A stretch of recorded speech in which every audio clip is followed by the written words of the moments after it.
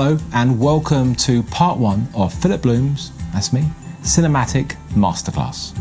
To become a filmmaker, you need to have a solid understanding of your tools and the rules. When you have this, you can unleash your creativity. This episode is going to give you that knowledge, a solid foundation to start you off. And to learn all this, we've come to that great historic centre of learning, famous throughout the world, my kitchen.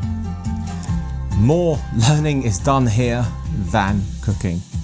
And there's Noodle, there, and there's Julian, and there's Sarah. DSLRs and mirrorless cameras, like this one, have evolved from their sole stills purpose and are now used to make films and TV and independent projects and shoot weddings the world over. I use these cameras and love them to bits.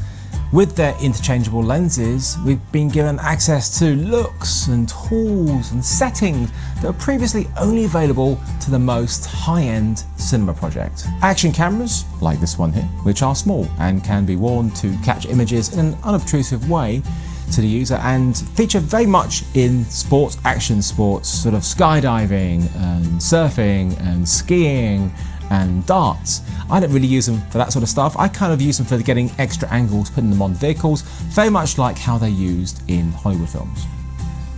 Mobile phones have become better with every generation and are becoming legitimate tools for filmmakers. In fact, Tangerine was a 2015 winner of the Sundance Film Festival and was shot entirely on an iPhone.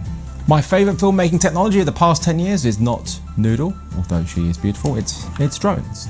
These are incredible, so exciting. They're able to give me shots that I could never dream of. To get my camera into amazing places, give me incredible dolly shots or crane shots. I have a whole episode coming up later on.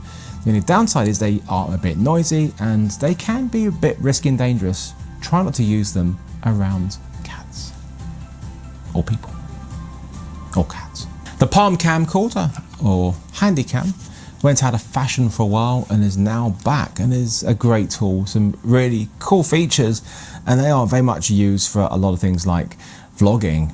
This of course has a fixed lens, you don't get interchangeable palm camcorders, but the lenses tend to be really long. This has a 30 times zoom, which is a lot. When you look at the zoom on my mirrorless, this is a 2470, this is less than a 3 times optical zoom. Let's now return to the high-end cameras that Julian and Sarah are filming on. Let's go and have a look. These sort of cameras are used for broadcast TV, dramas, not really news because they're larger sensors. These are Super 35mm sensors in both of these cameras, and we'll explain a little bit more about sensor size in a bit. They have professional connections so we can put on high-end accessories like SDI, BNC connectors for the monitors and the viewfinders. Of course, they are interchangeable mount. They have generally really good slow motion, and a lot of them do, of course, shoot high resolution. There are higher end cameras than these. These are actually not that expensive in a way because they are sub $10,000, and cameras can go a lot higher than this. They can be ergonomic, they can be less ergonomic. The point is they tend to be better tools for filmmaking. Proper access to buttons, proper audio, proper monitoring.